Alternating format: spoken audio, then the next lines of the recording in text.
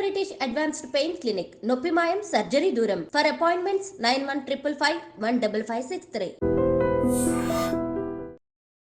నమస్తే, welcome to iDream inside politics with కవిత.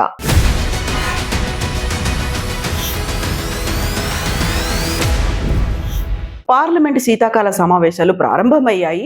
అయితే సజావుగా మాత్రం సాగట్లేదు. దానికి ప్రధాన కారణం భారత పారిశ్రామికవేత్త గౌతమ్ అదానీ మీద అమెరికా అభియోగాలు నమోదు చేయడంతో ఆయన్ని అరెస్ట్ చేయాలి అంటూ చర్చకు పట్టుపడుతున్నాయి విపక్షాలు. అయితే ప్రభుత్వం ఎందుకు దాన్ని దాటవేస్తోంది? అసలు ఏం జరిగింది? మనతో పాటుగా ఉన్నారు foundation for democratic reforms founder doctor Jayaprakash Narayana గారు. సార్ నమస్తే. సార్, అదానీ ఇష్యూ అనేది చాలా పెద్ద ఎత్తున జరుగుతుంది. అందులో పార్లమెంట్ సమావేశాలు, మొండి పట్టుదల విపక్షాలు, అంతే పట్టుదలతో ప్రభుత్వం ఉంది. ఏం జరుగుతోంది సార్ అసలు? ముందు దీన్ని కొంచెం రాజకీయాల నుంచి వేరు చేయాలి. మనకేమవుతుందంటే మొదటి నుంచి కూడా ఇందిరాగాంధీ గారి మీద వచ్చిన ఆరోపణలు కావచ్చు, నగరవాళ్ళ కేసు మరొకటి కావచ్చు, ఆ తర్వాత రాజీవ్ గాంధీ మీద వచ్చినటువంటి బోఫోర్స్ లాంటి ఆరోపణలు కావచ్చు, తర్వాత టెహల్కా స్కామ్ కావచ్చు ఎన్డీఏ ప్రభుత్వం ఉన్నప్పుడు, లేకపోతే 2G స్పెక్ట్రమ్ కావచ్చు యూపీఏ ప్రభుత్వం ఉన్నప్పుడు, మనం దీన్ని ఒక వ్యక్తిగతమైన లేక ఒక పార్టీకి చెందిన అవినీతి, ఏదో భయంకర అన్యాయం జరిగిపోయింది, మనం ఏదన్నా చేయాలి, ఉద్యమాలు, పార్టీలు, ఎన్నికలు, లాభ నష్టాలు అలా ఆలోచిస్తున్నాం. కానీ వ్యవస్థీకృతంగా ఏమవుతుంది నిజాయితీగా ఆలోచించడం. వాళ్ళని దింపేస్తున్నాం. ఇందిరాగాంధీ 70 ఏళ్ళు దించేసాం, అద్భుతం విప్లవం వస్తుంది అనుకున్నాం, విప్లవం ఏం రాలేదు. అలాగే రాజీవ్ గాంధీని బోఫోర్స్ కారణంగా 89లో దించేసాం, అవినీతి పోతుంది అనుకున్నాం, ఏం పోలే. ఇంకా ఎంతెంత పెరుగుతోంది కానీ తగ్గటం లేదు. ఫేజ్ గ్రేడ్స్ అన్ని మార్చుకుంటారు. అలాగే 2G స్పెక్ట్రమ్ అప్పుడు పెద్ద ఉద్యమం జరిగింది, ప్రభుత్వం మారింది. ఆ తర్వాత ఎన్నికల్లో మరి ఇండియా అగేన్స్ట్ కరప్షన్ పేరుతో వాళ్ళు రాజ్యాధికారంలోకి వచ్చారు ఢిల్లీలో, రకరకాల జరిగినాయి. కానీ అవినీతికి ఏమో అడ్డుకట్టపడలా. అంటే మనం కొంచెమైనా పక్షపాత రాజకీయాలని పక్కన పెట్టి వ్యవస్థీకృతంగా ఆలోచించకపోతే ఇంక అడుగు ముందుకు వెళ్ళకపోతున్నాం. అదానీ కేసు తీసుకోండి, మనందరికీ తెలిసి దేశంలో అదానీయా, అంబానీయా, మరొకళ్ళ పేరు పక్కన పెట్టండి. మనకి ఇవాళ అవినీతి లేకపోతే ఫైళ్లు కదలవు ఈ దేశంలో చాలా మటుకన్న సంగతి తెలియని వాళ్ళు ఎవరు ఉన్నారా? మెడమే తలకాయన ప్రతి ఒక్కరికి తెలుసు. కాంట్రాక్టుల్లో కానీ, ఒప్పందాల్లో కానీ, ప్రొక్యూర్మెంట్లో కానీ ప్రభుత్వం మరో చోట ఎక్కడ వీలుంటే అక్కడ విశృంఖలంగా కమిషన్ల బేసిస్ మీద డబ్బులు తింటూ ఈ దేశంలో వచ్చేసింది. విత్తు ముందా చెట్టు ముందా? ఖచ్చితంగా అవినీతిని అదుపు చేయడం కోసం కఠినమైన చర్యలు తీసుకోవాలి. దానిలో అసలు ఇంకో చర్చకు అవకాశం లేదు. కానీ పార్టీల ముందున్న సమస్య ఏంటి? 2 సమస్యలు ఉన్నాయి ఇప్పుడు వాళ్ళకి. ఒక సమస్య ఏమో వీళ్ళే ఎన్నికల్లో ఖర్చు కోసం డబ్బులు తీసుకుంటున్నారు. దొరికిన వాడిని దొంగగా చిత్రించి మనం గొడవ చేయొచ్చు, కానీ అన్ని పార్టీలు, ప్రధాన పార్టీలు ఎన్నికల్లో అక్రమంగా 1000 కోట్లు ఖర్చు పెడుతున్నాయి. అది మనందరికీ తెలిసిన బహిరంగ రహస్యం. ఈ డబ్బుల సేకరణ సహజంగానే నీకేదో తిరిగి ఆశ చూపెట్టి వాడి దగ్గర నుంచి బలవంతంగా వసూలు చేయడం తప్ప ఇంకో మార్గం లేదు. కాబట్టి ఈ పార్టీలకి, ఈ ప్రభుత్వాలకి మనమే చేస్తున్నాము అన్న సంగతి తెలుసు. రెండోది, ఇప్పుడు సమస్య ఏంటి? లైసెన్స్ పర్మిట్ రాజ్యం అప్పుడు ప్రభుత్వం ఆశ్రయంతో పెద్దవాళ్ళైనారు. రిలయన్స్ ప్రధానంగా పెరిగింది లైసెన్స్ పర్మిట్ రాజ్యాన్ని ఉపయోగించుకోవటం వల్ల. అక్కడ ఇవ్వాల్సిన వాళ్ళకి ముడుపులు ఇవ్వటము, కావాల్సినటువంటి రాయితీలు పొందటము, మిగతా వాళ్ళకి లేకుండా గుత్తాధిపత్యం రావటం పెరిగారు. 91 తర్వాత కొంతమేర కన్నా పోటీ వచ్చింది. ఇప్పుడేమైంది? ఈ పెద్ద కంపెనీలు భారతదేశంలో అదానీ కావచ్చు, అంబానీ కావచ్చు, టాటా కావచ్చు, వీళ్ళందరూ కూడా, టాటాలు ఇంత దీనిలో మిలాఖత్ కాల ఇంత అవినీతిలో గతి లేక కొన్ని సందర్భాల్లో పాల్పడి ఉండొచ్చు. కానీ వీళ్ళందరూ కూడా దేశంలో మౌలిక సదుపాయాల కోసం కొన్ని లక్షల కోట్ల పెట్టుబడికి సిద్ధంగా ఉన్నారు. ఇవాళ దేశానికి పెట్టుబడి అవసరం. ఇప్పుడు రాజకీయ వ్యవస్థకు కానీ, మన పాలనా వ్యవస్థకు కానీ మన ముందున్న సంకటం ఏమిటంటే, వీళ్ళ మీద చర్య తీసుకోకపోతే అంతర్జాతీయంగా చెడు పేరు వస్తుంది, ప్రజాస్వామ్యం దెబ్బతింటుంది, పెట్టుబడులు ఆగిపోతాయి. ఇప్పుడు అమెరికా నుంచి మనకు ఒత్తిడి ఏమిటి? కేసు సంగతి పక్కన పెట్టండి, వెంటనే ఆ టోటల్ ఎనర్జీ ఫ్రాన్స్ నుంచి ఉన్న కంపెనీ ఇక మేము అదానిలో పెట్టుబడులు పెట్టడం తెలియదాకా అని చెప్పన్నారు. నిన్న ఎప్పుడో 2 రేటింగ్ ఏజెన్సీస్ వాళ్ళ రేటింగ్ తగ్గించారు. అంటే ఏమిటి? ఈ కంపెనీలకు మన దేశంలో పెట్టుబడుల కోసం డబ్బులు సేకరించే అవకాశం కూడా తగ్గుతుంది. అంటే దేశం ఆర్థికంగా నష్టపోయే ప్రమాదం కనిపిస్తుంది. అలాగే వీడి మీద కఠినంగా చర్య తీసుకుంటే మరి ఏ కారణంగా డబ్బు కూడా పెట్టినా కూడా ఆ డబ్బుని దేశ ప్రయోజనాల కోసం ఉపయోగిస్తున్నప్పుడు వాళ్ళని దెబ్బ కొడితే మొహం మీద కోపంతో ముక్కును కోసుకుంటున్నాం అని భయం. క్యాచ్ 22 అంటాం. ఈవేళ మనం చిత్తశుద్ధితో దీన్ని ఒక అవకాశంగా తీసుకోకపోతే సంక్షోభాన్ని ఆర్థికంగానూ నష్టపోతాం, రాజకీయంగానూ సంస్కరణలకి మరింత ఆలస్యం అవుతుంది. ఇవాళ తెలంగాణలో కావచ్చు, ఆంధ్రప్రదేశ్లో కావచ్చు, కర్ణాటక కావచ్చు, తమిళనాడు కావచ్చు, మనందరికీ తెలుసు కదా, 25-30 కోట్ల రూపాయల ఖర్చు లేకుండా అసెంబ్లీలో పోటీ సాధ్యం కాదని ప్రధాన పార్టీలకు. ఈ డబ్బులన్నీ నిజాయితీగా వస్తున్నాయా? ఈ డబ్బులన్నీ సక్రమంగా ఖర్చు పెడుతున్నారా? అక్రమ ఖర్చు. ఈ డబ్బులు దేశం మీద ప్రేమతో ఖర్చు పెడుతున్నారా? అక్రమ సంపాదన. ఈ విషయాల నుంచి బయటపడాలి. కాబట్టి 2 చర్యలు తీసుకోవాలి. ఒకటి, ఖచ్చితంగా కనీసం దీన్ని ఒక అవకాశంగా తీసుకొని మన అవినీతి వ్యతిరేక యంత్రాంగాన్ని బలోపేతం చేయాలి. ఉదాహరణకి లోక్పాల్ పెట్టారు, రంగు రుచి వాసన నేను లోక్పాల్ అనేది చట్టం మంచిదే. ఆ చట్టంలో నేను చాలా పాత్ర వహించాను. జాతీయ స్థాయి రౌండ్ టేబుల్ పెట్టి న్యాయ కోవిదంగా కలిపి వాళ్ళ సూచన ప్రకారం చట్టం వచ్చింది. కానీ చట్టం మంచిది వచ్చినా కూడా నా వరకు నాకు తెలియదు ఏం జరుగుతుందో.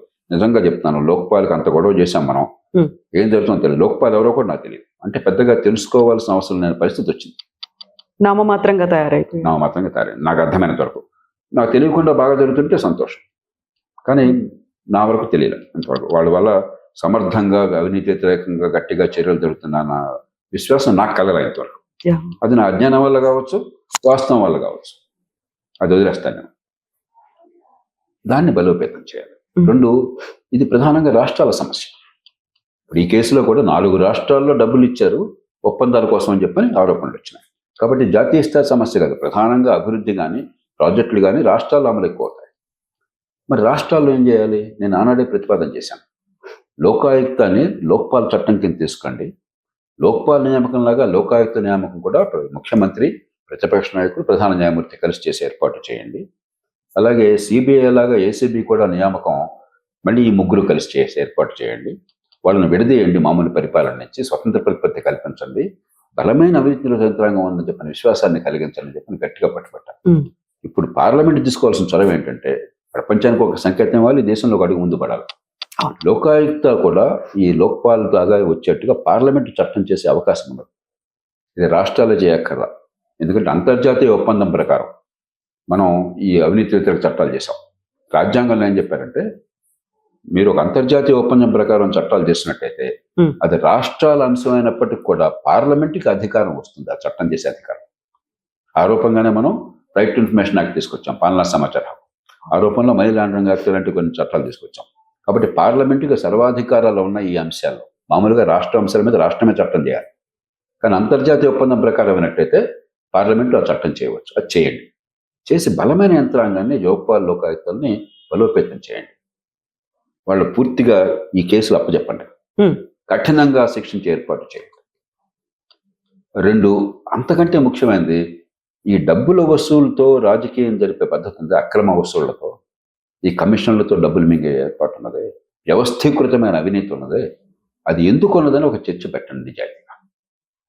ఇదేది లేనట్టుగా నటించేసి కప్పెట్టేసి ఏదో ఒక కేసు అంటే పట్టుబట్టివాడు దొంగ, పట్టుబట్టినవాడు దొరలా అవుతున్నాడు. నేను మళ్ళీ చెప్తున్నాను, ఈ దేశంలో డబ్బులు మార్పిడి లేకుండా ఆర్థిక వ్యవస్థ నడిచేటువంటి పరిస్థితి దేశంలో ఏ రాష్ట్రంలోనూ లేదు. డబ్బులు వసూలు చేయకుండా కాంట్రాక్టులు కానీ, ప్రొక్యూర్మెంట్ కానీ, ఒప్పందాలు కానీ దాదాపు జరగటం లేదు. అందరికీ తెలిసిన బహిరంగ రహస్యం. దానికి కారణం ఎన్నికల్లో ఖర్చు, అక్రమ ఖర్చు. దానికోసం అధికారాన్ని అడ్డుపెట్టుకుని అక్రమంగా వసూళ్లు చేయటం. ఈ విషయాలలో చిక్కుకున్నాం. దాన్ని నిజాయితీగా ఎదుర్కొన్నాం. ప్రజల ముందు పెడదాం, ప్రత్యామ్నాయాలు అన్వేషిద్దాం, ఎన్నికల వ్యవస్థలు మార్చాలి. ఒకప్పుడు నేను ₹1,00,00,000 ఖర్చు అవుతుంది మా ఆంధ్రప్రదేశ్లో అంటే, ఉమ్మడి ఆంధ్రప్రదేశ్లో అసెంబ్లీ ఎలక్షన్కి. దేశంలో చాలా మంది నేను కొంచెం ఎక్కువ చెప్తున్నాడేమో అనుకునేవాళ్ళు పాపం తెలియక. మనం ఛాంపియన్లు ఈ ₹1,00,00,000 వాళ్ళకి అప్పటికి రాల ఆ స్థాయికి. ఇవాళ నేను 10 కోట్లు ఖర్చు అంటే నవ్వుతారు మీలాంటి వాళ్ళు. ఇదంతా పౌరకాలంలో ఉన్నారు, సత్యకాలంలో కాదు. 20 అప్డేట్ అవ్వలేదు సార్. ఎక్కడుందని చెప్పారు. కొన్ని చోట్ల బై ఎలక్షన్లో 200-300 కోట్లకి వెళ్ళింది ఖర్చు, అసెంబ్లీ బై ఎలక్షన్. ఇది మనం లేనట్టు నటిస్తే అట్లా. ఈవెన్ రీసెంట్ గా జరిగిన జార్ఖండ్ ఎలక్షన్స్ లో కూడా హేమంత్ సోరెన్ అదే మాట అన్నారు, 500 కోట్లు ఈ వెనకబడిన రాష్ట్రానికి ఖర్చు పెట్టారు ఎన్నికల్లో గెలవడానికి అనే మాట. మరి జార్ఖండ్ లో ఆపాలంటే మహారాష్ట్ర, మనంత కాకపోయినా మహారాష్ట్ర మరి చాలా సంపన్న రాష్ట్రం, అక్కడ అవుతుండే. ఈశాన్య భారతంలో ఏదో 10 ఏళ్ల క్రితం నాకు చెప్పారు అక్కడ నాయకులు 70 కోట్లు అవుతుందంటే ఎంపీ కావడానికి. ఒక ఆయన ఒక కీలకమైనటువంటి నాయకుడు, ఒక ఆయన ఈశాన్య భారత రాష్ట్రాల్లో ఒక రాష్ట్రంలో అక్కడ మన్మోహన్ సింగ్ గారికి మేము అవార్డు ఇస్తున్నప్పుడు ఢిల్లీలో కూర్చున్నాం. నా పక్కన కూర్చుని అని చెప్పాడు, నన్ను ఎంపీగా పోటీ చేయమని అడుగుతున్నారని మా పార్టీ వాళ్ళు, అంటే చేయండి అన్నాను. 70 కోట్లు అవుతుంది, నేను సంపాదించాలని కోరుకుంది, నేను అక్కడ బాబు ఎలాగానే దండం పెట్టుకుంటున్నానని చెప్పాడు. 70 కోట్లు ఈశాన్య భారత, జమ్మూ కాశ్మీర్లో. మనంతా హిందూ ముస్లిం అనేది అనుకుంటాం, జమ్మూ కాశ్మీర్లో. కాబట్టి దేశంలో చాలా రాష్ట్రాల్లో ఈవేళ అక్రమార్జన లేకుండా ఎన్నికల్లో పోటీ అసాధ్యమైన పరిస్థితి వచ్చినమాట వాస్తవం. నేను ఆచితూచి మాట్లాడుతున్నాను అన్నమాట. అందరి పార్టీలకి ప్రైవేట్గా అందరూ చెప్పుకుంటారు, అందరూ ఒప్పుకుంటారు. ఎంతకాలం ప్రైవేట్గా ఒప్పుకుని పబ్లిక్గా నటిస్తారు? నిజాయితీగా మాట్లాడుకుందాం. ఇది మన దేశం ఒక్కటి ఇలా సంక్షోభంలో చిక్కుకోలే, ఇతర దేశాలు చిక్కుకున్నాయి. మనం ఏమి సిగ్గుపడక్కర్లా. ప్రజాస్వామ్యంలో ఒక స్థాయిలో ఇది తప్పదు.